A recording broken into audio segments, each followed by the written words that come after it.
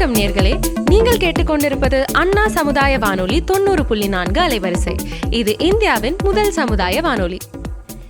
நேர்களே, இப்பொழுது நாம் கேட்கவிருப்பது நமது அண்ணா சமுதாய வானொலி மற்றும் மத்திய அரசு நிறுவனமான மദ്രാസ് உர நிறுவனம் இணைந்து வழங்கும் பிரதமரின் பிரணாம், தாய் பூமியின் மறுசீரமைப்பு, ஊட்டச்சத்து விழிப்புணர்வு மற்றும் மேம்படுத்தலுக்கான திட்டம் பற்றிய தொடர் நிகழ்ச்சியின் 2ஆம் பருவத்தின் 5ஆம் பாகம். இந்த நிகழ்ச்சியினை விவசாயிகள் கேட்டு அதிகப்படியான ரசாயன உர பயன்பாட்டினை தவிர்த்து சமச்சீர் உர மேலாண்மையை செயல்படுத்தி மாற்று உரங்களை பயன்படுத்துவதன் மூலம் உர செலவுகளை குறைத்து மகசூலையும் பெருக்கலாம், மண் வளத்தையும் காக்கலாம்.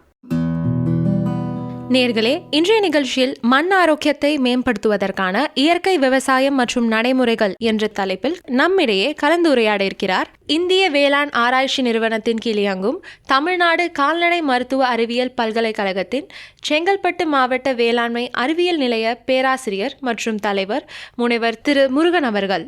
உடன் உரையாடுபவர்கள் மத்திய அரசு நிறுவனமான மദ്രാസ് உர நிறுவனத்தின் உர விநியோகத்துறை முதன்மை மேலாளர் திரு பி குமரேசன் அவர்கள் மற்றும் நமது அண்ணா பல்கலைக்கழக ஊடக அறிவியல் துறை மாணவிகள் சந்தியா மற்றும் சிவசங்கரி.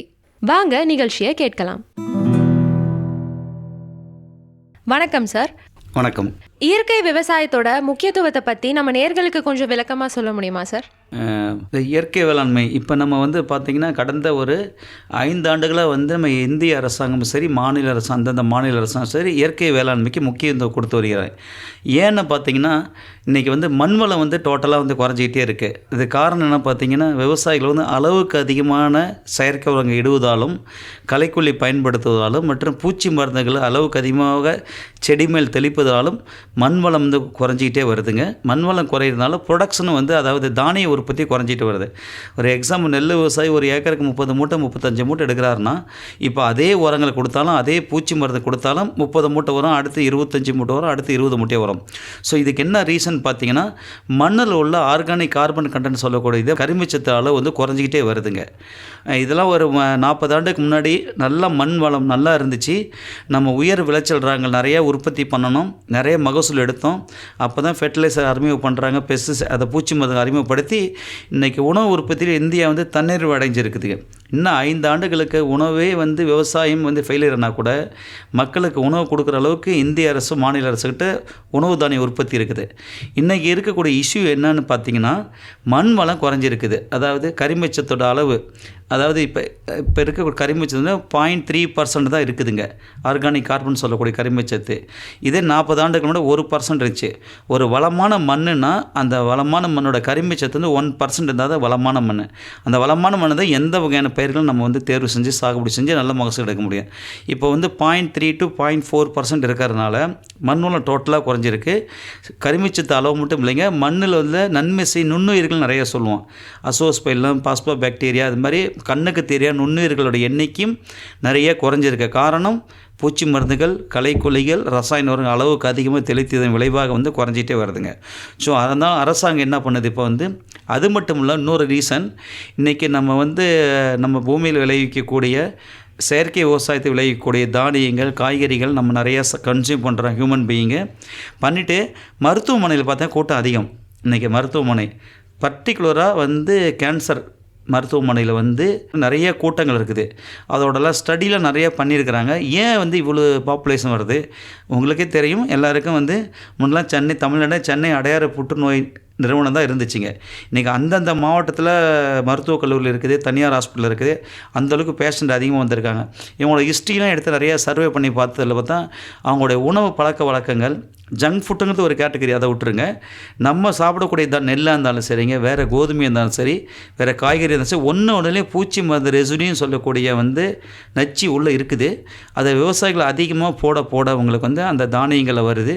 அந்த தானியங்களை நம்ம கன்சியூம் பண்ண அந்த பெஸ்டிசைட் ரெசிடி உடம்புல ஏதாவது ஒரு பார்ட்டில் போய் அக்குமுலேட் ஆகி ஃபியூச்சரில் அது நம்ம கேன்சராக வருது. ஸோ அரசாங்க நோக்கம் என்னென்னா, இந்த கேன்சர் இல்லாத ஒரு சமுதாயத்தை உருவாக்கணும், மண் வளத்தை மேம்படுத்தணும் ஒன்று. அதே மாதிரி ஃப்யூச்சரில் இயற்கை விவசாயம் பண்ணால் விவசாயிகள் நிலையான வருமானம் கிடைக்கிறதுக்கு இது 3க்கும் ஒரே கல்லில் 3 மாங்காங்கிற மாதிரி 3 இஷ்யூயும் சால்வ் பண்ணி விவசாயம் கொண்டு வரணுங்கிறத இயற்கை விவசாயத்தை அரசாங்கம் வந்து முன்னெடுத்துகிறாங்க.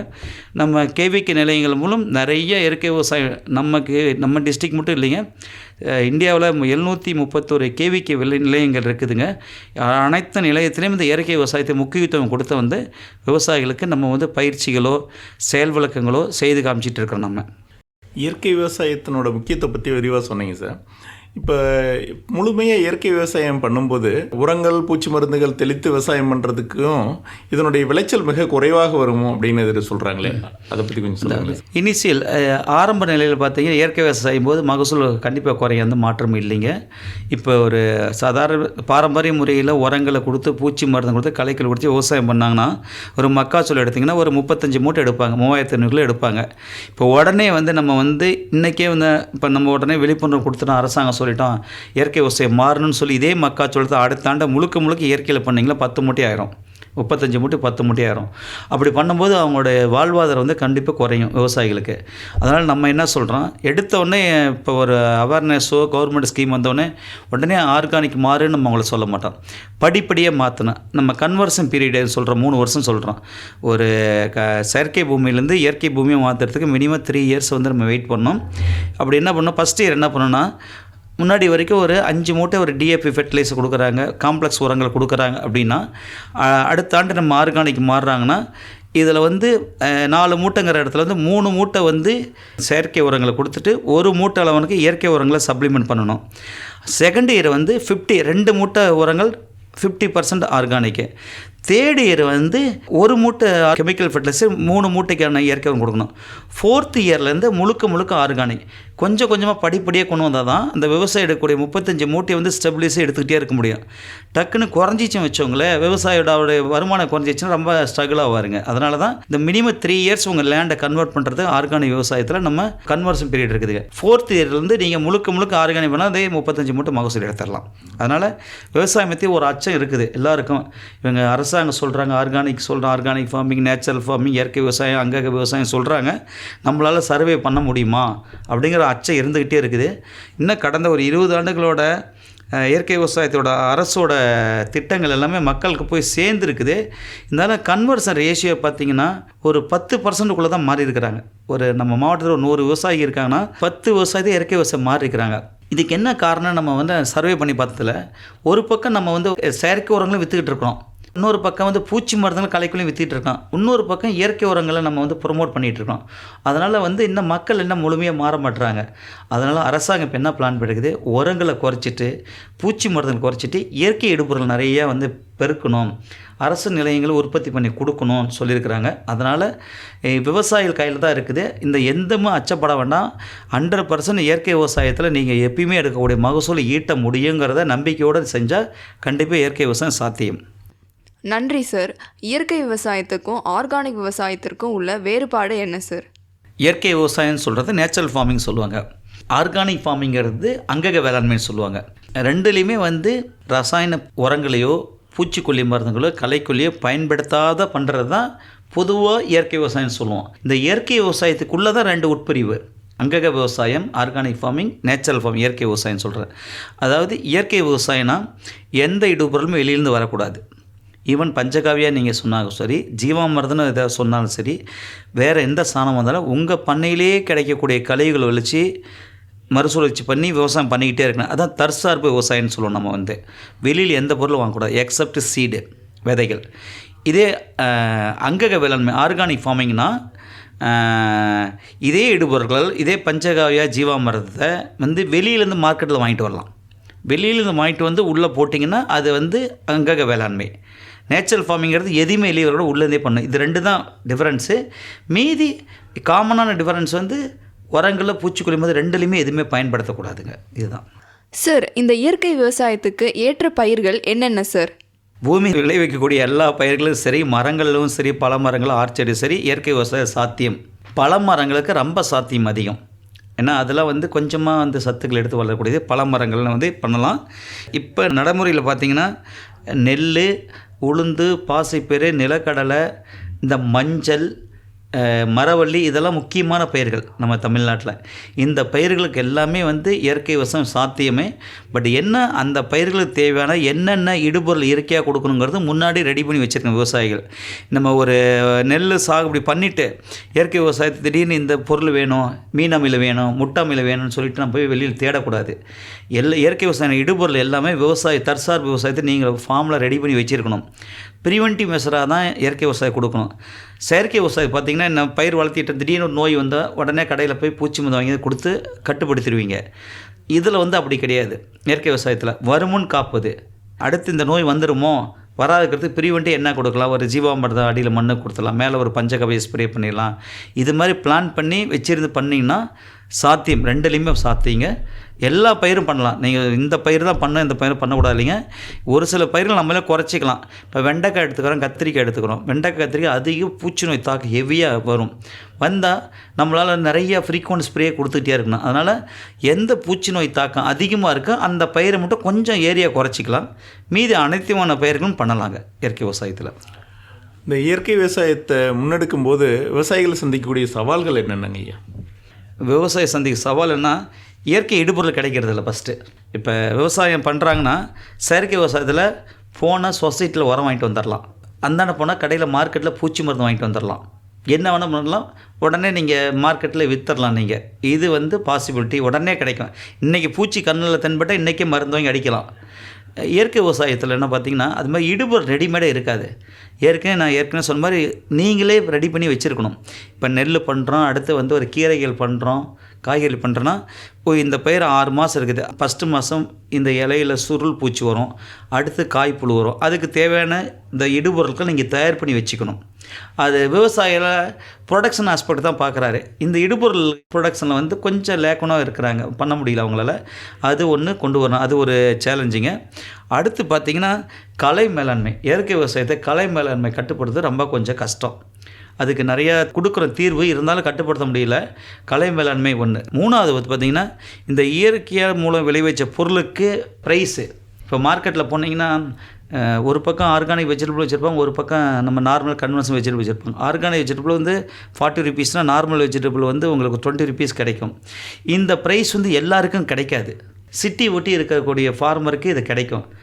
இன்டீரியர் கிராமத்தில் இருக்கிற உற்பத்தி பண்ணுறவங்களுக்கு வில்லேஜில் வந்து பெருசாக ஆர்கானிக் வெஜிடபிள்ஸ் பெருசாக அதிக அமௌண்ட் கொடுத்து வாங்க மாட்டாங்க, சிட்டியில் வாங்குவாங்க.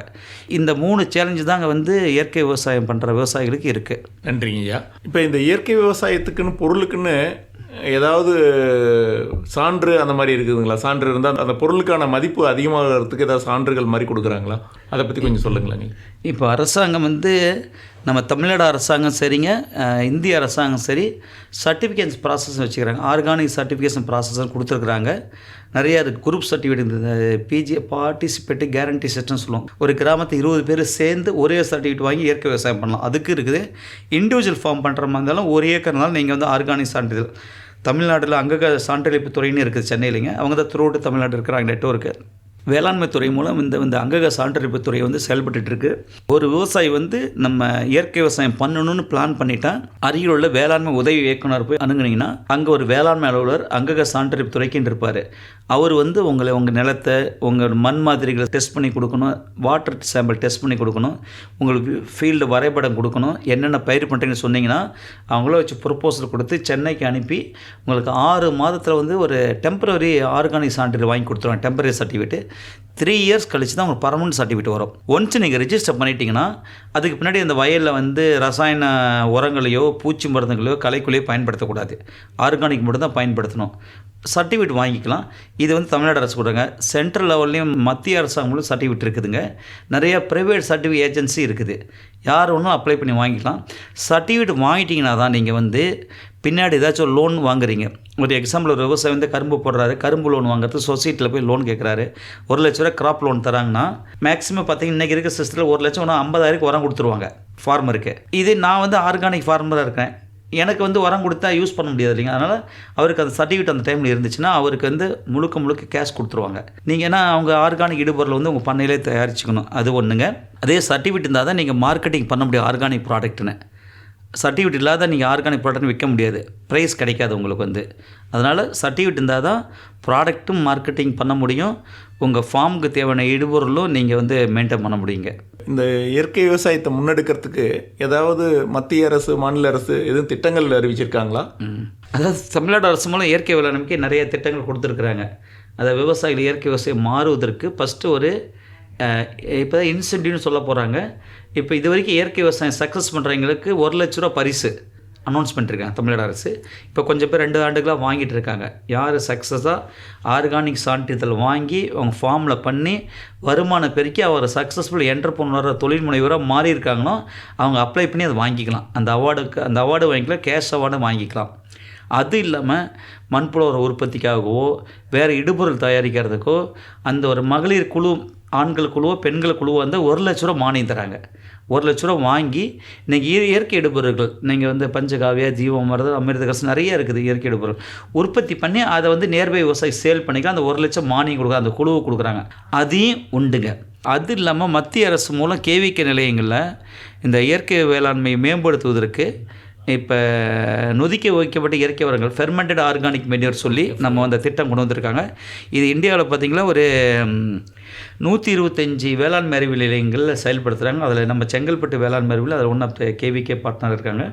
அதில் வந்து நம்ம செங்கல்பட்டு மாவட்டத்தில் குறிப்பாக ஒரு 10 விவசாயி 10 ஏக்கருக்கு வந்து அவங்கள தேர்வு செஞ்சு அவங்களுக்கு 1.5 வருஷத்துக்கு தேவையான இயற்கை இடுபொருளை கொடுத்து அவர் என்ன பயிர் இருக்கிறா அந்த பயிர் சாகுபடி பண்ணி மண்வளம் எப்படி மாறி இருக்குது, அவங்களோட தானியத்தில் என்ன நியூட்ரியன்ட் மாறி இருக்குது இந்த ஸ்டடி பண்ணுறோம். இந்த திட்டமும் செயல்பட்டு இருக்குது உங்களுக்கு. அதனால் விவசாயி வந்து இதுக்கு திட்டங்கள் அதிகமோட அவங்க செஞ்சால் தான் பண்ண முடியும். அவங்களுக்கு அரசாங்கம் பிளான் பண்ணிருக்குது யாரெல்லாம் இயற்கை விவசாயம் செய்கிறாங்களோ அவங்களுக்கு இன்சென்டிவ் தரத்துக்கு முன் வந்திருக்கிறாங்க. இப்போ 1 ஏக்கர் நான் பண்ணுறேன்னா எனக்கு ஒரு வடை ஒரு 10,000 கொடுத்தோம் வச்சோங்களேன். நான் வேறு எந்த பொருள் கொடுத்தாலும் அவருக்கு யூஸ் ஆகாது, கேஷாக கொடுத்தா தான் அவர் ஓனாக தயாரிக்கணும் இடுபொருளை. அதுக்காக கொடுக்குறது பிளான் பண்ணிருக்காங்க. கூறிய விளைவில் அதை நடைமுறைப்படுத்த போகிறாங்க. ரசாயன உரங்களுக்கு மாற்றாக இயற்கை இடுபொருள்கள் பயன்படுத்தலாம்னு சொன்னீங்க. அந்த இடுபொருள்கள் என்னென்னங்கிறது கொஞ்சம் விரிவாக சொல்லுங்கண்ணே.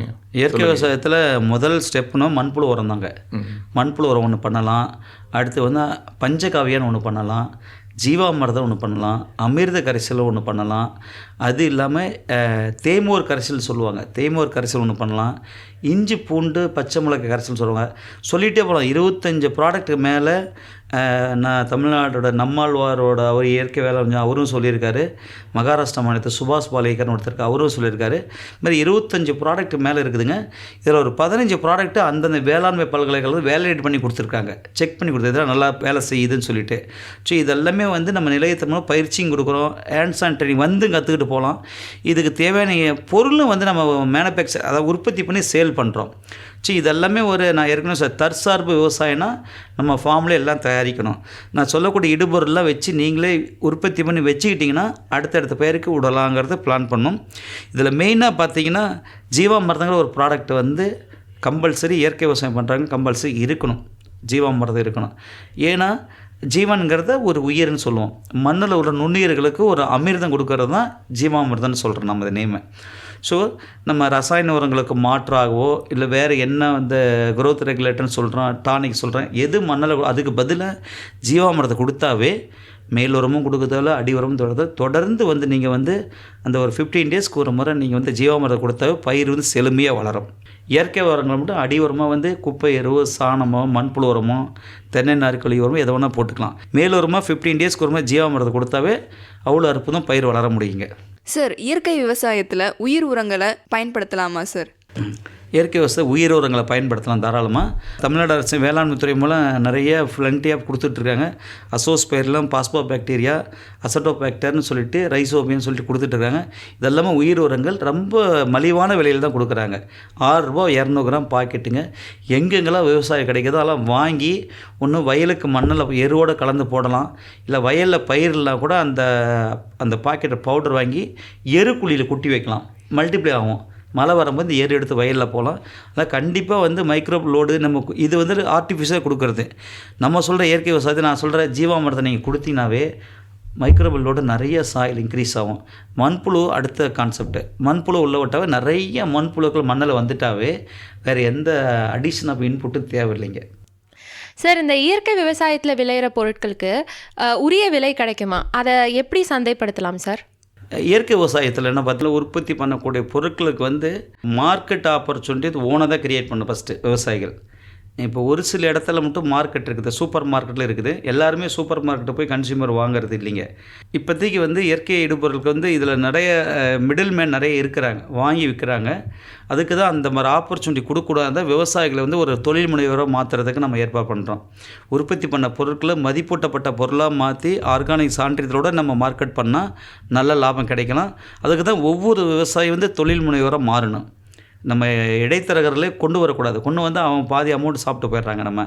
ஸோ இப்போதைக்கு இருக்கிற சோசியல் மீடியா தான் நல்ல பயங்கரமான பிளாட்ஃபார்ம். இப்போ இன்றைக்கி பண்ணக்கூடிய இயற்கை விவசாயிகள் எனக்கு தெரிஞ்சு 90% விவசாயிகள் வாட்ஸ்அப் மூலம் என்கிட்ட பாருங்கள், மாப்பிள்ளை சம்பா விளைவிச்ச நெல் இருக்குது, கருப்பு கொண்டு நெல் இருக்குது, ஏன்னாட்டு 200 ரூபா விலைன்னு சொன்னிங்கன்னா விவசாயிகிட்ட வாங்க தான் கன்சியூமர் ப்ரிஃபர் பண்ணுறாங்க. ஒரு சூப்பர் மார்க்கெட்லேயோ ஒரு ஷாப்லேயோ வாங்குறதுக்கு எந்த கன்சியூமரும் ப்ரிஃபர் பண்ணுறதில்ல. ஏன்னா அது ஒரிஜினல் இருக்குமா இல்லையான்னு டவுட் இருக்குது. அதனால் காய்கறிகளுக்கு தான் நிறைய டிமாண்ட் இருக்குது. ஆர்கானிக் வெஜிடபிள்ஸ் நிறைய இடத்துல கிடைக்கிறதில்ல. ஃபுட் கிரெயின் கிடைச்சிரும்.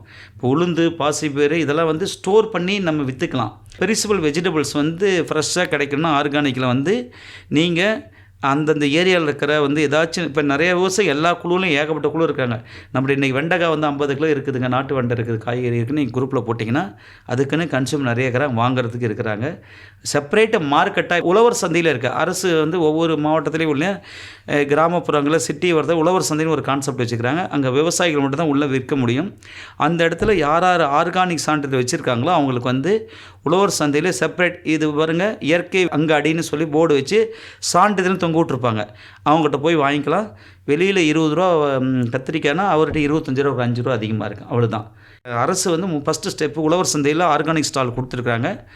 அது இல்லாத நடுவில் இவங்க சொன்ன மாதிரி மார்க்கெட்டிங்கில் வந்து இப்போ மிடில் மேன் சொல்கிறாங்களே, எக்ஸ்போர்ட் பண்ணுறாங்களேங்க. எக்ஸ்போர்ட் பண்ணுறது நிறைய ஆப்பர்ச்சுனிட்டி இருக்குது. அவங்க தான் இயற்கை விவசாயிகிட்ட வாங்கி கம்மி விலைக்கு வாங்கி வெளிநாடுகளுக்கு ஏற்றுமதி பண்ணி நல்ல வருமானம் பெருக்கிறாங்க. அதுதான் அரசாங்கம் வந்து அப்பீடான ஒரு நிறுவனம் இருக்குதுங்க. அந்த நிறுவனத்து மூலம் ஒவ்வொரு விவசாயிகளுக்கு வந்து அவங்களுக்கு சப்போர்ட் பண்ணுறதுக்கு நீங்கள் உற்பத்தி பண்ணால் உங்களை மார்க்கெட் பண்ண வச்சு எக்ஸ்போர்ட் பண்ணி பணம் வரவழைச்சி கொடுக்குற வரைக்கும் அரசு வந்து ரெடியாக இருக்குது. பட் விவசாயிகள் முன் வரணும். இடைத்தரர்கள் போய் கொடுக்கக்கூடாது. நமக்கு எதுக்கு இந்த பாடு, நம்ம விற்றமா பணம் வந்தமான்னு இருக்கிறாங்க. அப்படி இல்லாமல் மார்க்கெட்டிங் பண்ணி எக்ஸ்போர்ட் வரைக்கும் விவசாயிகள் போனோம்னா உங்களுக்கு வந்து மும்மடங்கு வருமானம் இருக்குது. அதுக்கு விவசாயம் முன் வரணும். அதுக்கு அரசு எல்லா விதத்துலேயும் அவங்களுக்கு கேவிக்க நிலையங்கள்னாலும் சரி, வேளாண்மை துறையாக இருந்தாலும் சரி, மார்க்கெட்டிங் துறையை செயல்படுறாங்க. அவங்க இப்போ விவசாயிகள் முன் வந்தால் தான் இந்த திட்டம் நல்லா இருக்குன்னு சொல்கிறீங்க சார். அதே டைம் வந்து ஒரு விவசாயி வந்து முழுவதுமாக இயற்கை விவசாயம் மாறணும்னு நினைத்தாலும் பக்கத்தில் இருக்கிற விவசாயிகள்லாம் எல்லாரும் வந்து செயற்கை விவசாயம் பண்ணும்போது அவரால் அந்த இடத்துல பண்ண முடியுங்களா? அதில் இருக்கிற இடைஞ்சல்கள் என்ன? அதாவது இப்போ நம்ம இயற்கை விவசாயத்துக்கு ஒரு சான்றிதழ் வாங்கிடுறீங்க. உங்கள் வரப்புக்கு இந்தாண்ட தான் உங்கள் வயல் இருக்கும். அடுத்த வயலில் வந்து அவர் வந்து ரசாயன விவசாயம் பண்ணுவார், பூச்சி மருந்து அடிப்பார். அது மாதிரி அடிச்சுன்னா உங்கள் நிலத்தை கொடுக்க மாட்டாங்க சான்றிதழ். மினிமம் ஐசோலேஷன் டிஸ்டன்ஸ் சொல்லுவோம் நாங்கள். ஒரு இடத்துக்கும் மினிமம் இவ்வளோ டிஸ்டன்ஸ் இருக்கணும்னு சொல்லி அதுக்கு குறைஞ்சி 10 மீட்டர்னாச்சும் இருக்கணுங்க டிஸ்டன்ஸ். அடுத்த ஒரு வயலுக்கு நம்ம வயலுக்கும் அந்த 10 மீட்டர் கேப்பில் வந்து உயிர் வேலி நம்ம அமைச்சிக்கணும். உயிர் வேலி, கிழவு முள் இருக்குது, கிளரிசிடியா, நிறைய பிளான்ட், அதாவது செடி வந்து ஒரு 6 அடி 8 அடி வரைக்கும் உயரமாக வளர்த்திடணும். வளர்த்திட்டிங்கன்னா அடுத்த காட்டில் அடிக்கக்கூடிய மருந்துகள், உரங்கள் உங்கள் வயலுக்கு வராது இருக்கிறதுக்காக தான் 10 மீட்டர் கேப்பு உயிர் வேலி சுற்றி அமைச்சிட்டிங்கன்னா நம்ம சேஃபாக இருக்கலாம், நம்ம பண்ண முடியும். உயிர் வேலி அமைக்கணும். இல்லைப்பா, அதில் வந்து இப்போ பக்கத்தில் இவர் வந்து பூச்சி மருந்தே அடிக்காமல் இவர் விவசாயம் பண்ணுகிறாரு. இப்போ பக்கத்தில் இருக்கிறவங்க அந்த பூச்சி மருந்து அடிக்கும்போது அங்கே இருக்கிற பூச்சிகள் வந்து இவருடைய விவசாய வயலில் தாக்கிறதுக்கான வாய்ப்புகள் இருக்குதுங்களே? வாய்ப்பு இருக்குது கண்டிப்பாக. இந்த புழு கேட்டகரியில் அங்கேயே இறந்துடும் மருந்து அடித்தோன்னே. இந்த பறந்து போகிற கொசுக்கள் கேட்டகரி இருக்கிற தாவி போகிற பூச்சிகள் இருக்கு இல்லைங்க, அதுதான் வந்து நம்ம அவர் அடிக்கும்போது நம்ம வயலுக்கு வரும். அது நீங்கள் வந்து நேச்சுரலாக ஆர்கானிக்கில் பண்ணினீங்கன்னா, நம்ம ஆர்கானிக் நிறைய ப்ராசஸ் இருக்குது. மண்ணில் வந்து வேப்பம் புண்ணாக்கு போடுறது, வேப்ப எண்ணெய் அடிக்கிறது, நிறைய ப்ராசஸ் இருக்குது. இதெல்லாம் பண்ணிங்கன்னா நேச்சுரல் செடியில் வந்து அந்த பிளான்ட்டில் வந்து கசப்புத்தன்மை வரும். கசப்புத்தன்மை வந்துட்டாவே உங்கள் வந்து தீமை செய்ய எந்த இன்செக்ட்டும் வந்து உட்காந்து இந்த ஜூஸை சக் பண்ணாது. சக்கிங் பேஸ்ட் தானே ஜூஸ் சக் பண்ணி எடுக்குது. அதே மாதிரி இந்த கிராப் பண்ணி சாப்பிடும், அந்த இலையை வந்து சுரண்டி சாப்பிடும்னு சொல்லுவோம் இல்லைங்க, புழுக்கள். இது ரெண்டுமே வந்து ஒரு கசப்புத்தன்மை ஏற்படுத்தும். ஆர்கானிக் ஃபார்மிங் பண்ணும்போது கசப்புத்தன்மை வரும்போது உங்கள் ஃபீல்டுக்கு வர்றதுக்கு எஸ்கேப் ஆகி அடுத்த வயலில் தான் போகும், உங்களுக்கு வராதுங்க. அதேமாரி வந்தாலும் நம்ம இயற்கையில் இடுபொருள் நிறையா இருக்குது. இதில் பஞ்சகாவியா கொடுக்கலாம், 3G கரைசல் கொடுக்க ஸ்ப்ரே பண்ணி கட்டுப்படுத்திடலாம். அதை பற்றி பயம் இல்லை. அதுக்கு தான் உயிர் வேலி ஃபஸ்ட்டு அடைச்சிடணும். ரொம்ப சிறப்பாக சொன்னீங்க சார். இப்போ இதில் வந்து இயற்கை விவசாயத்தில் முக்கியமானதாக ஜீவாமிர்த கரைசலை பற்றி சொன்னீங்க. அதை எப்படி தயாரிக்கிறதுங்க பற்றி கொஞ்சம் விளக்கமாக சொன்னீங்கன்னா விவசாயிகளுக்கு பயனுள்ளதாக இருக்கும். ஜீவாமிர்தம் ஏற்கனவே சொன்னால் மண்ணில் உள்ள நுண்ணுயிர்களை பெருக்கத்துக்காக கொடுக்குறோம். அதாவது உரங்கள் போடுவதுக்கு பதிலாக தான் ஜீவாமிர்தம் நம்ம கொடுக்குறோம். ஜீவாமிர்த காம்பவுண்ட் என்னென்ன இடுபொருளுக்குள்ளே வேணும் அப்படின்னு பார்த்தா, இயற்கை விவசாயம் பண்ணாவே கண்டிப்பாக அவர்கிட்ட மாடு இருக்கணும். மாடு இல்லாமல் இயற்கை விவசாயம் செய்வது சாத்தியமற்றது. அதனால் மாடு இருக்கும். ஸோ மாட்டில் வரக்கூடிய சாணம், ஒரு எக்ஸாம்பிள் ஒரு 5 கிலோ சாணம் எடுத்துக்கிறீங்க, 5 லிட்டர் கோமி எடுத்துக்கிறீங்க. இது ரெண்டும் ஒரு வாளியில் போட்டு மிக்ஸ் பண்ணுறீங்க.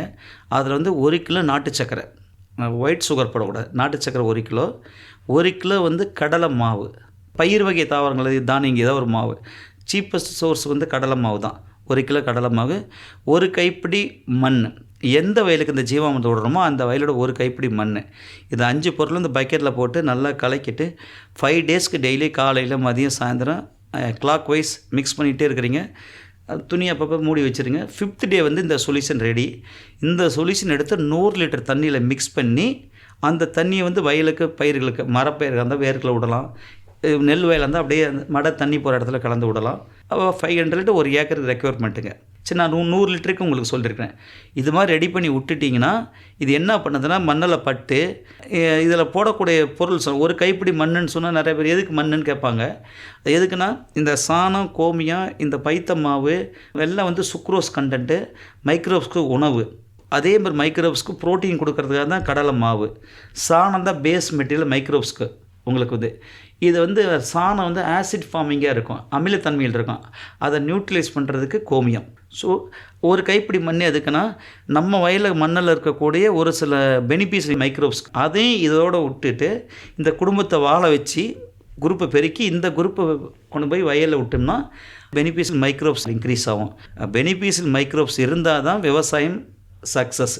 அது வெதர் இன்ஆர்கானிக் ஃபெர்டிலைசர் இருந்தாலும் சரி, எதாக இருந்தாலும் சரி, மைக்ரோப்ஸ் தான் வந்து உங்களுக்கு வந்து ஃபெர்டிலைசர் கன்வெர்ட் பண்ணி செடிக்கு வந்து ஆர்கானிக் ஃபார்மை எடுத்து தர்றது உங்களுக்கு வந்து. அதனால் ஜீவாமிர்தம் அற்புதமான ஒரு அமிர்தம்.